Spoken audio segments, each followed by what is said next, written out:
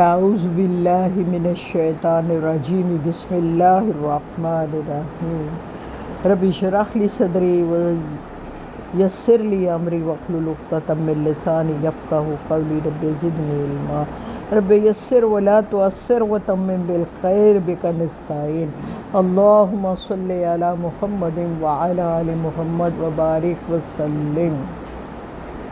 ہاں جی، آگے چلوں یا دوبارہ سے اسی کو ریوائز کریں؟ سمجھ آ گئی تھی باجی کہہ رہی ہے آیت نمبر 11 سے شروع کریں۔ آ جائیے جی آیت نمبر 11 پہ۔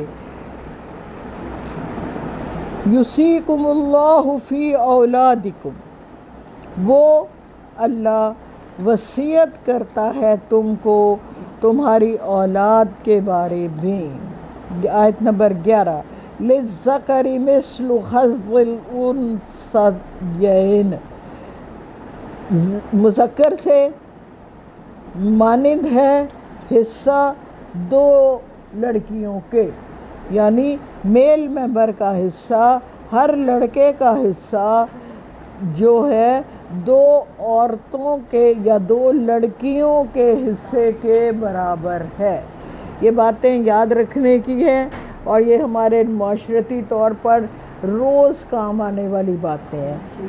ہاں جی، فَإِن كُنَّ نِسَاءً فَوْقَ اثْنَتَيْنِ فَلَهُنَّ ثُلُثَا مَا تَرَكَ، پھر اگر لڑکیاں ہی ہوں دو یا دو سے زیادہ تو پھر تڑکے کا 2/3 حصہ ان کا ہوگا۔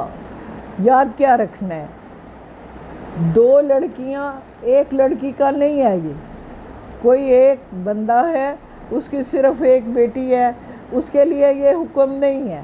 حکم جب کسی مرد کی 2 بیٹیاں ہوں یا 2 سے زیادہ ہوں تو کل جائیداد کے 3 حصے ہوں گے، ان میں سے 2 حصے اس کی بیٹیوں کو ملیں گے اور تیسرا حصہ اسبا کو چلا جائے گا۔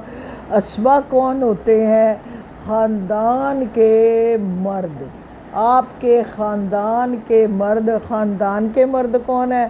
آپ کے چچا تایا، ان بچیوں کے چچا تایا جو ہیں ان کے لڑکے یا خود چچا تایا اگر حیات ہیں تو وہ۔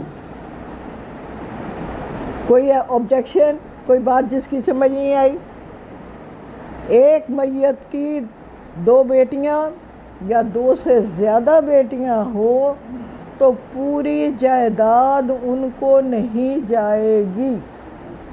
پوری جائیداد کے 3 حصے بنیں گے، 2 حصے بیٹیاں لے جائیں گی، جو تیسرا حصہ ہوگا وہ خاندان کے اسبا کو چلا جائے گا، یعنی چچا یا تایا کو، اور اگر چچا تایا نہیں ہے تو ان کے بیٹوں کو۔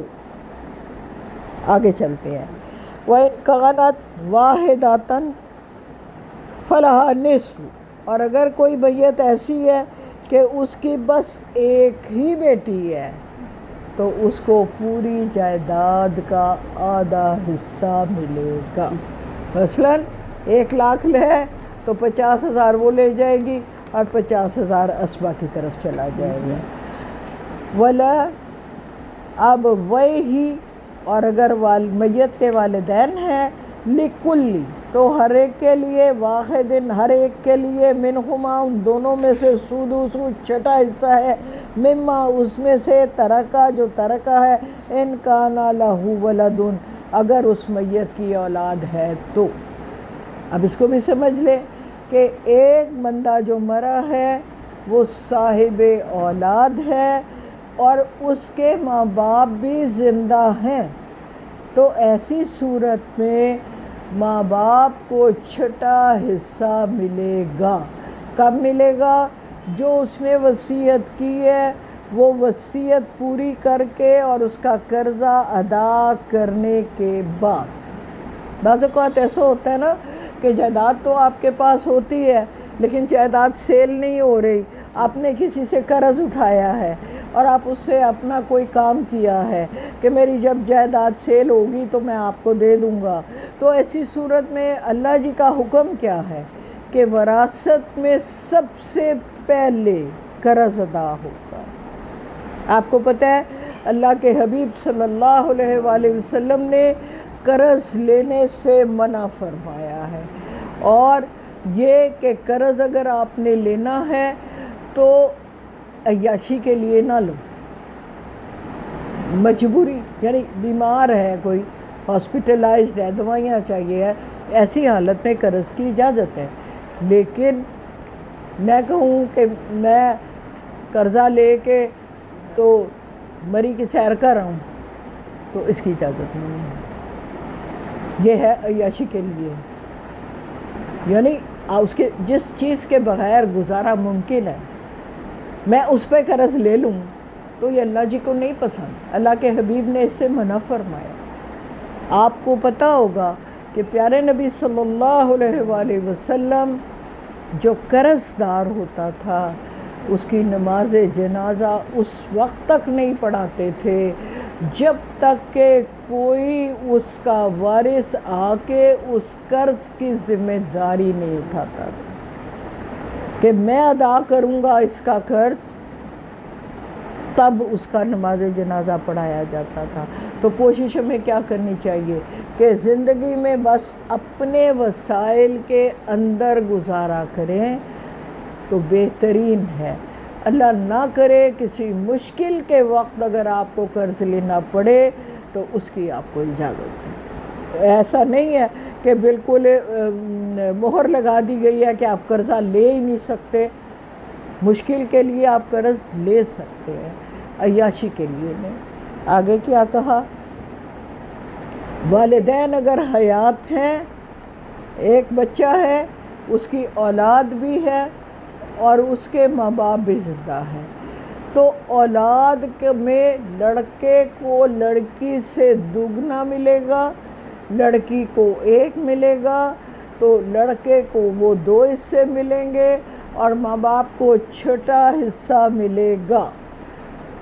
یہ یاد رکھ، اگر صاحب اولاد ہے تو، اور اگر صاحب اولاد نہیں ہوتا تو ماں کے لیے 1/3 ہے اور باپ کے لیے 2/3 ہے۔ آگے پڑھتے ہیں۔ یہ نہیں سمجھ آئی، لِكُلِّ وَاحِدٍ ان میں سے ہر ایک کو منہما ان دونوں میں سے، ماں اور باپ دونوں میں سے، سدس چھٹا حصہ، مطلب اگر 600 روپے سمجھو وہ چھوڑ گیا تو 100 روپے ماں باپ کو ملیں گے۔ چھٹا الگ الگ ہے، چھٹا حصہ ماں کو اور چھٹا ہی باپ کو، کیونکہ یہ ضروری نہیں کہ دونوں حیات ہوں، اگر کوئی ایک بھی حیات ہے تو اس کو بھی چھٹا حصہ ملے گا، اگر دونوں بھی حیات ہیں تو چھٹا حصہ جو ہے وہ ان کو ملے گا۔ دونوں کو چھٹا چھٹا حصہ ملے گا۔ ہاں، مطلب کیسے؟ اگر آپ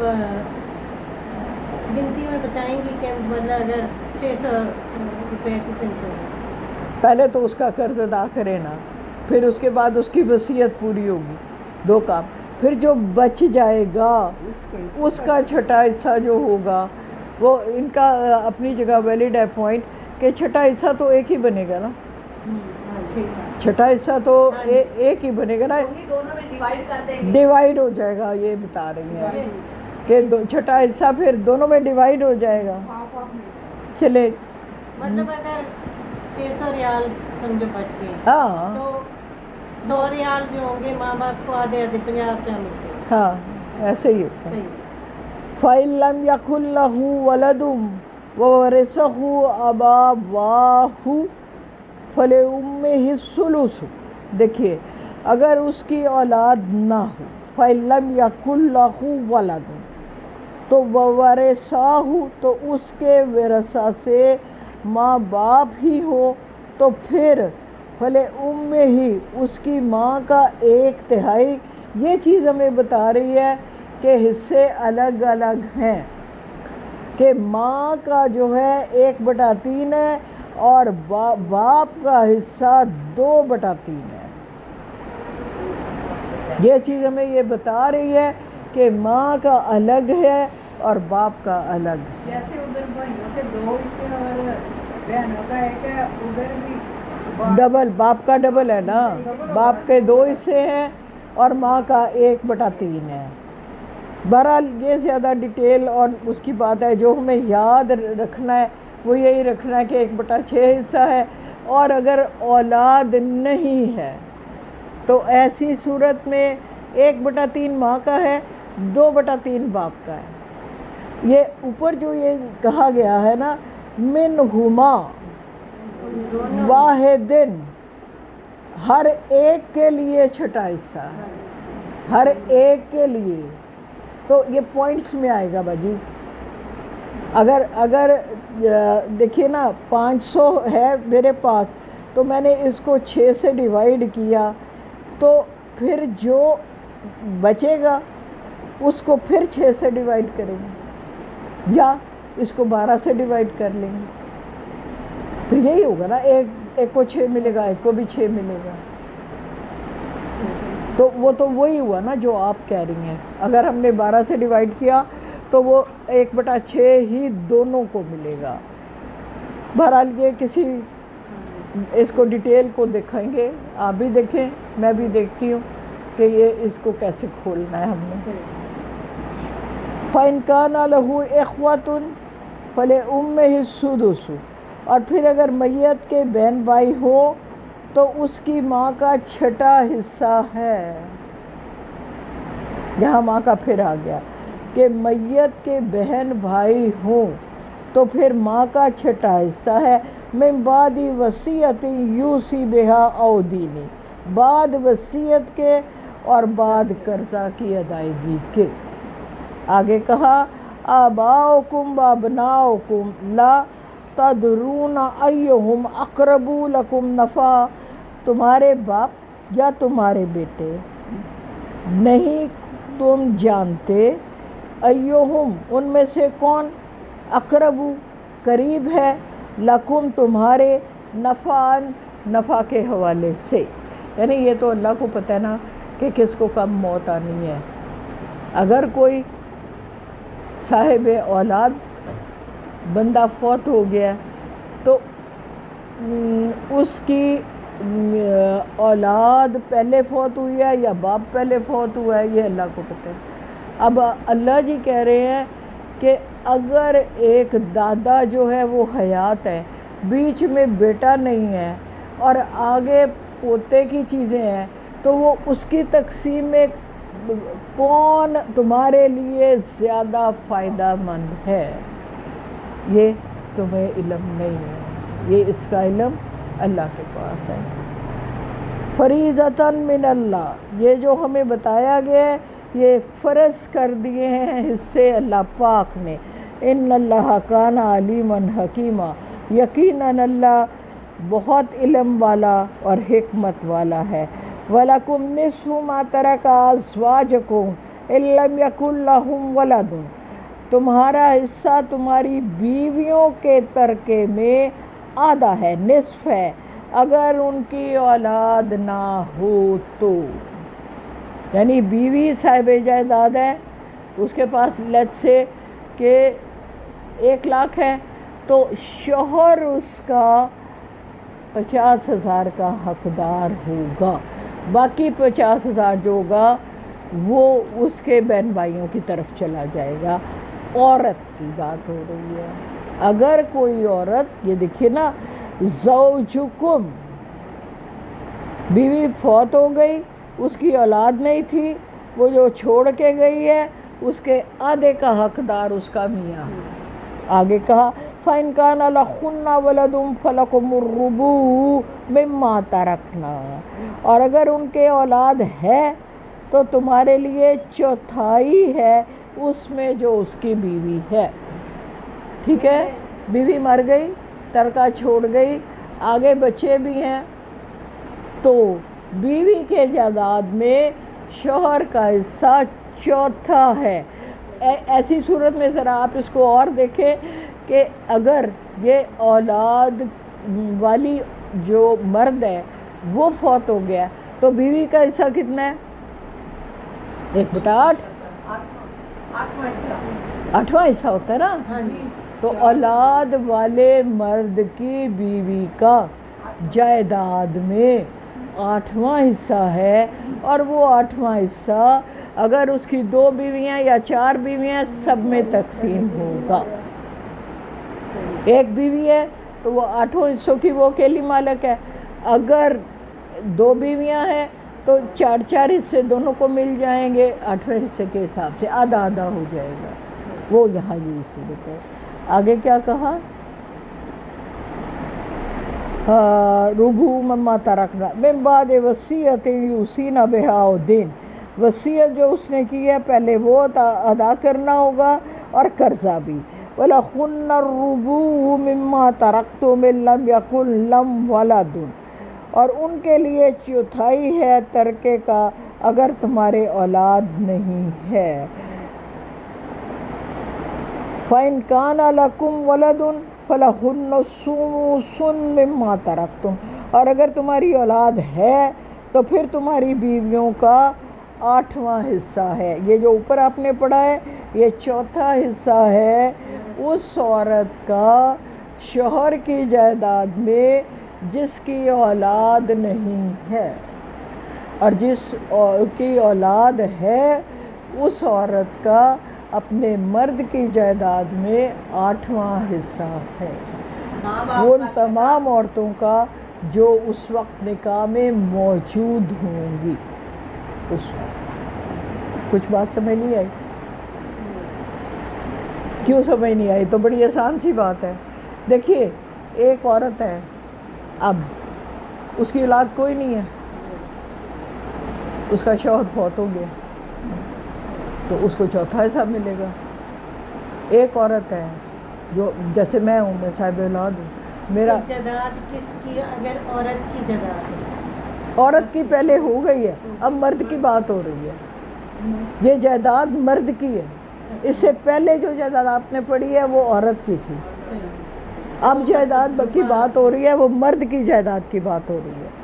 ये आम सी बात है कि 8वां हिस्सा है मर्द, औरत 8वां हिस्सा है वो जो निकाह में मौजूद है।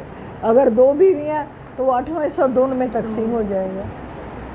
आगे देखते हैं वसीयत के बाद, और इनकाना रजुलन युरस्सु कलालतन अव इमरातुन, और अगर कोई शख्स जिसकी वरासत तकसीम हो रही है कलाला हो।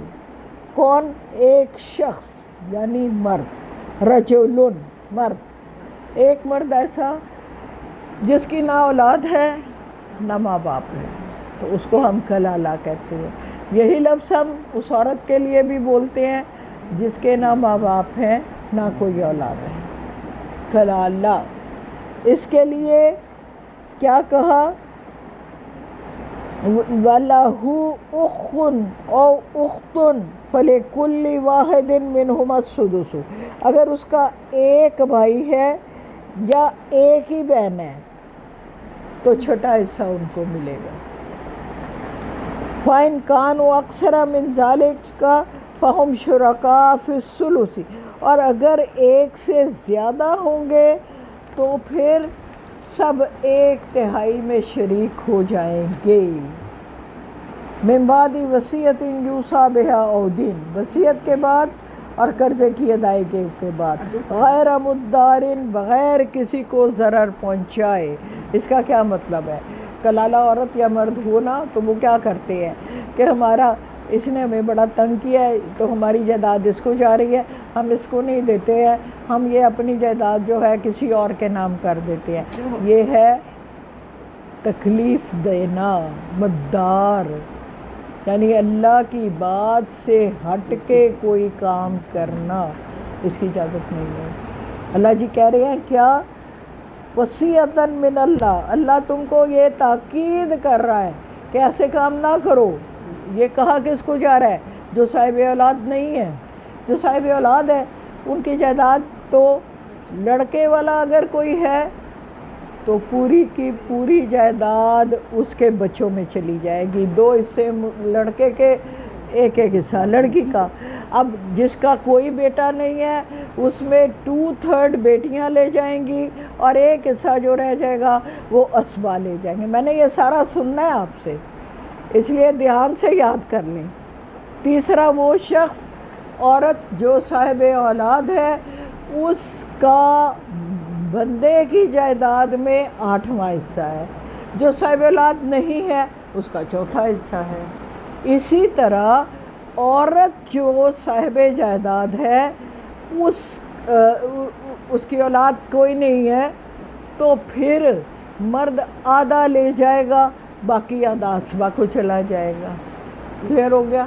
اب ایک عورت جس کی اولاد ہے اور وہ صاحب جائیداد ہے تو ایسی صورت میں 1/4 حصہ اس کی جائیداد کا بندے کا ہوگا، اس کے مرد کا ہوگا، اس کے شوہر کا ہوگا، بقایا اس کی اولاد میں چلے گا. لیکن اگر اس عورت کا خامند پہلے ہی فوت ہو گیا، ایک عورت ہے اس کا خامند پہلے ہی فوت ہو گیا ہے، تو عورت کی جائیداد کی تقسیم اس سے مرد کی طرح ہی ہے. بندے کا عورت ہے اس کا شوہر پہلے فوت ہو گیا، ہاں، تو پھر اس کی آپ سے اس کو نہیں جائے گا نا، پھر اس طرف نہیں جائے گا. پھر وہ حصہ آگے ہم پڑھیں گے اس عورت کے بہن بھائیوں میں چلا اس کی اولاد ہے، اولاد کو جائے گا نا، پھر اولاد وارث ہے، آدمی کی جائیداد اس کی اولاد میں تقسیم پھر اولاد میں جائے گا. دیکھیے باپ کا حصہ تو اولاد کو جاتا ہی جاتا ہے. تو جیسے کہ میں آپ کو مثال دیتی ہوں، جیسے کہ ہم صاحب اولاد ہیں، اب میرا میاں فوت ہو گیا اگر، تو جو مجھے حصہ ملا ہے وہ حصہ میں نے باہر تو نہیں کسی کو دینا، وہ حصہ میں نے اپنے بچوں کو ہی دینا نا.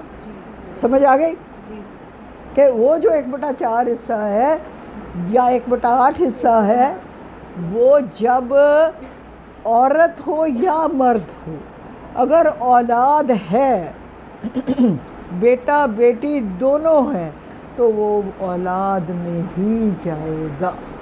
یہ میں اس لیے کہہ رہی، کسی نے کوشچن پوچھا تھا تو میں نے یہی بتایا تھا جو ابھی ہم پڑھ رہے ہیں کہ آدمی کی جائیداد ہے تو بھی تقسیم ویسی ہوگی، عورت کی جائیداد ہے پھر بھی ویسی ہوگی. ان کا کہنا تھا کہ آدمی کی تقسیم ہوگی تو لیکن عورت کی جو جائیداد ہے وہ اپنی مرضی سے جیسے تقسیم کرے گی ویسے ہوگی، اس طرح سے نہیں ہوگی جیسے باپ کی جائیداد میں سے. یہ کوشچن آپ سے پوچھ رہی ہوں. میں کچھ نہیں کہوں گی ایسا فتویٰ اس کے بارے میں جس کے بارے میں مجھے ڈیٹیل علم نہ ہو. اس کو کھولیں گے، اس کو دیکھیں گے، اس کا سوال پوچھیے مفتیان سے کہ جتنے مفتی لوگ بیٹھے ہیں ان سے کوشچن کیجئے، اس کے اوپر نیٹ کے اوپر تلاش کیجئے، مجھے بھی بتائیے کہ کیا حالات ہیں. کیونکہ میں ذاتی طور پہ اتنا ہی جانتی ہوں جتنا مجھے قرآن بتا رہا ہے. اس کی اگر میں نے ڈیٹیل جاننی ہے تو مجھے اور آگے بڑھنا ہوگا. لیکن جو مجھے پتہ ہے ابھی ہم نے پڑھا ہے اس پیج کے ہی حوالے سے تو یہی ہے کہ جو آدمی کی جائیداد جیسے تقسیم، ہاں مجھے یہی پتہ ہے کہ جیسے آدمی کی حصے اللہ نے ڈیفرنٹ کر دیے. مثال کے طور پر ایک بے اولاد عورت جو ہے اس کا آدھا حصہ اس کا شوہر لے جائے گا، جبکہ ایک بے اولاد مرد کی جائیداد میں اس عورت کا 1/4 حصہ ہوگا. اور اس سے آگے کی جتنی تقسیم ہوتی ہے وہ اسی طرح ہوتی ہے جس طرح کہ اللہ جی نے بتایا. یعنی ادھر آئی ہے تو اس کے بیٹے 2 حصے لے جائیں گے، بیٹی 1 حصہ لے جائے گی. ایسے اسی طریقے جو اسبا میں جاتی ہے جائیداد خاندان کے مردوں میں، وہ بھی اسی طرح تقسیم ہوتی ہے جس طرح ان کے باپ کی تقسیم ہوتی ہے. اسبا میں صرف مرد ہیں، عورتیں نہیں آئیں گی جیسے دیکھیے نا، چاچے کو دے دی تو پھپھو کو جائے گی.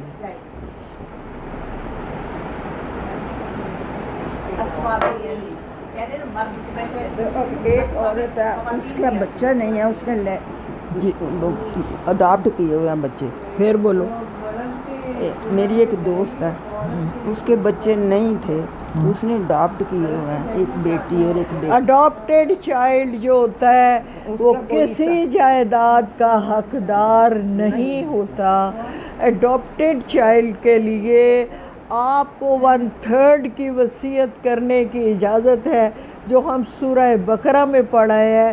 اسی طرح یتیم پوتا اپنے دادا کی جائیداد میں وراثت کا حق نہیں رکھتا, جبکہ اس کو 1/3 جو سورہ بقرہ میں ہم نے پڑھا تھا وصیت کر کے اس کو دی جا سکتی ہے. یعنی آپ کی, ان کی, میری جتنی جائیداد ہے, اللہ جی نے ہمیں کہا ہے 3 حصہ تم جس کو چاہو دے دو.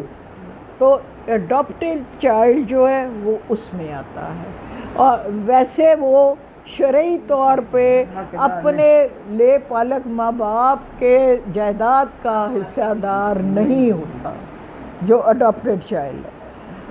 وَمَن يُطِيعِ اللَّهَ وَرَسُولَهُ يُدْخِلْهُ جَنَّاتٍ تَجْرِي مِن تَحْتِهَا الْأَنْهَارُ. اور دیکھیے اللہ کی باتیں, تِلْكَ حدود اللہ, یہ اللہ کی حدیں مقرر کرنا ہے, ان پہ قائم رہنا ہے. اور جو کوئی اللہ اور اس کے رسول کی اطاعت کرے گا تو اللہ تعالیٰ ان کو یقیناً باغات ایسے میں داخل کرے گا جہاں نہریں بہتی ہیں, خالدین فیہا, وہ اس میں ہمیشہ رہیں گے. ذالک فوز العظیم, اور یہ بڑی کامیابی ہے. وَمَن یعص اللہ, اور جو کوئی نافرمانی کرے اللہ کی, وَرَسُولَهُ, اور اس کے رسول کے, وَيَتَعَدَّ حُدُودَهُ, تو وہ اللہ کی حدود سے تجاوز کرے گا. يُدْخِلْهُ نَارًا, اس کو آگ میں داخل کیا جائے گا. خالداً فیہا, وہ ہمیشہ اسی میں رہے گا. وَلَهُ عَذَابٌ مُہِینٌ, اور اس کے لیے دردناک عذاب, ذلت آمیز مہین, ذلت آمیز مہین عذاب ہوگا. اللہ جی ہمیں اس سے بچانا. الحمدللہ الحمدللہ آج ہم نے اس کے بیسک رولز پڑھے. اللہ جی خیر, اللہ جی آسانیاں دینا. بسم اللہ الرحمن الرحیم. الحمدللہ رب العالمین, الرحمن الرحیم, مالک یوم الدین. ایاک نعبد و ایاک نستعین.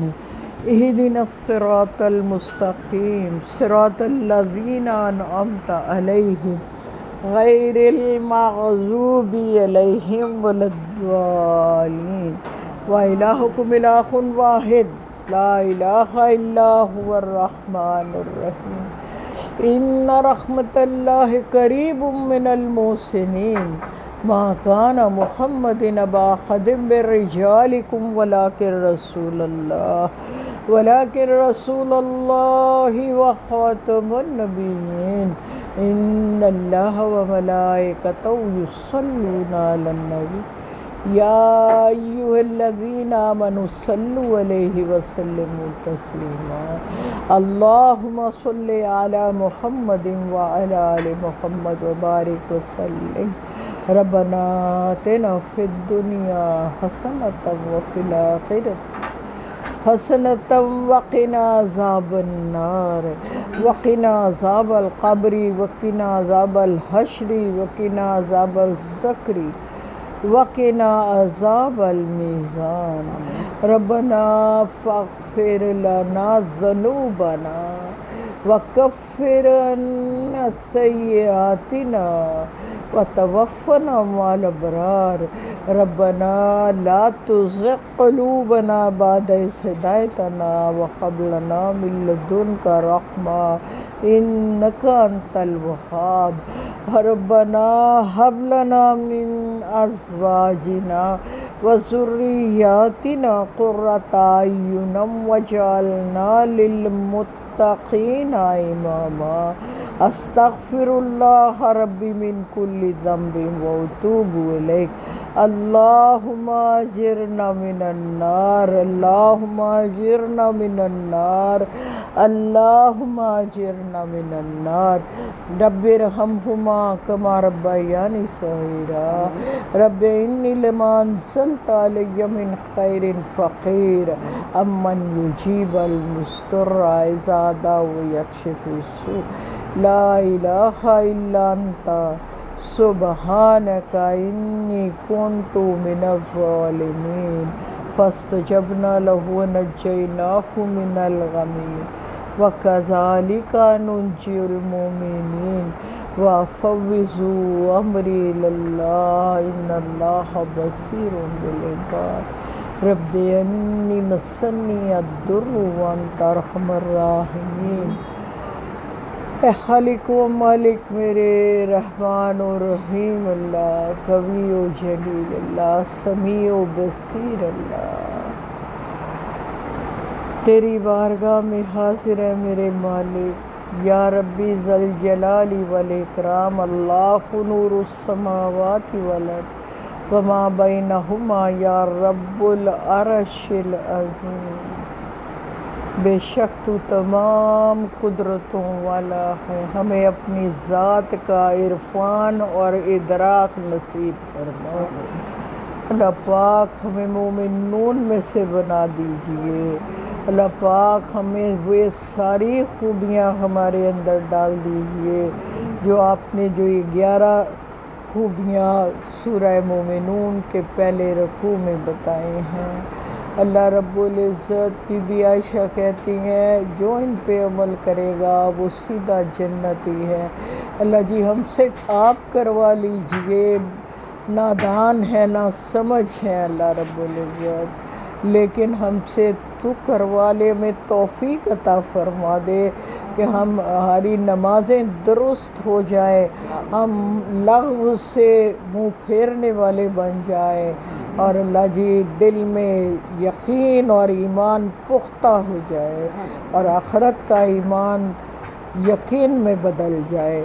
رب رحیم مالک کریم، آج کے سبق کے صدقے میں ہم سب کی مشکلات کو حل فرما، ہم سب کے لیے آسانیاں پیدا کر دے۔ اللہ جی اسی قرآن کی شان کے صدقے سے جو دکھی ہے ہم میں، جہاں دکھ میں ہے، اللہ اس کو خوشی سے بدل دے، اللہ اس کو خوشی سے بدل دے، الہی اس کو خوشی سے بدل دے۔ الہی ہم سب کے جو پردیس میں ہیں اور باقی بھی، اللہ جی آپ ان کی حفاظت فرمانا۔ اللہ رب العزت، دیار غیر میں رہنا آسان نہیں ہوتا، مالک تو حفاظت فرمانا۔ جو علم کے حصول کے لیے ہیں اللہ ان پر علم کے خزانے کھول دے، اور جو رزق حلال کی تلاش میں ہے خصوصی کرم سے اللہ ان پر رزق حلال کی بارش فرما۔ الہی ہمیں جو بیمار ہیں انہیں صحت کاملہ عطا فرما۔ اللہ رب العزت میری ہمشیرہ بیمار ہے، اللہ جی آپ ان کے لیے بہت آسانیاں فرما دیجئے، صحت کاملہ عطا فرمائیے۔ اللہ جی ہم سب میں جو جہاں بیمار ہے اس بیماری کو دور کیجئے۔ اللہم انا الی ذکرک و شکرک و حسن عباداتک۔ اللہ پاک ہماری دواؤں اور دعاؤں میں شفا ڈال دے۔ اللہ پاک ہم سب کو اچھی صحت کے ساتھ اچھی عبادت کی توفیق عطا فرما۔ اللہ پاک آسانیاں کر دینا، ہمارے تمام بڑے چھوٹے جو آپ کے پاس آ گئے، کل مومن مسلمان مردوں عورتوں کی بخشش فرما دینا۔ اللہم انس فاشتنا فی قبورنا، اللہم ارحمنا بالقرآن العظیم وجعلہ لنا اماما ونورا وہدی ورحمہ۔ میرے مالک اسی قرآن کے نور سے قبروں کو روشن منور کر دینا، تا حد نظر وسعت دے دینا، जन्नत के बागों में से एक बाग बना देना, अपना कुर्ब अता फरमाना, अपना दीदार अता फरमाना, नबी अकरम सल्लम की शफात अता फरमाना, कुरान की शफात अता फरमाना। अल्लाह रब्बुल इज़्ज़त ज़िंदगी भी आसान कर दे, मौत का रास्ता भी आसान करना, मौत के बाद भी सरफराजी अता फरमाना। मेरे मालिक सिर्फ अपना मोहताज रखना, देने वालों में रखना, अल्लाह जी देने वालों में रखना, जो मकरूज़ हैं उनके कर्ज़ की अदायगी के असबाब बना दीजिए, बेघरों को घर, बेज़रों को ज़र, बे औलादों को औलाद, और अल्लाह जी अपनी ज़ात से अता कीजिए, अपने गैब के ख़ज़ानों में से अता कीजिए, और वो जो बेजा मुकदमों में मुलव्वस हैं उनकी खलासी कर दीजिए। फ़लस्तीन पर करम कीजिए, पाकिस्तान पर करम कीजिए। रब्बे रहीम मालिक करीम सूझबूझ अक़ल फ़हम व फ़रासत अता फरमा, और बस सिर्फ अपना मोहिद बना के रखना, अल्लाह जी मोहिद बना के रखना, अल्लाह जी कुफ्र व शिर्क से बचा के रखना। अल्लाह पाक हमारे चादर और चार दीवारी की हिफाजत फरमाना। मैं सवाल करती हूँ आपसे उन तमाम भलाइयों का जिनका सवाल किया नबी अकरम सल्लल्लाहु अलैहि वसल्लम, और पनाह मांगती हूँ उन तमाम बुराइयों से जिनसे पनाह मांगी प्यारे नबी सल्लल्लाहु अलैहि वसल्लम। रब्बना तकब्बल मिन्ना इन्नका अंतस समीउल अलीम व तुब अलैना इन्नका अंतत तव्वाबुर रहीम।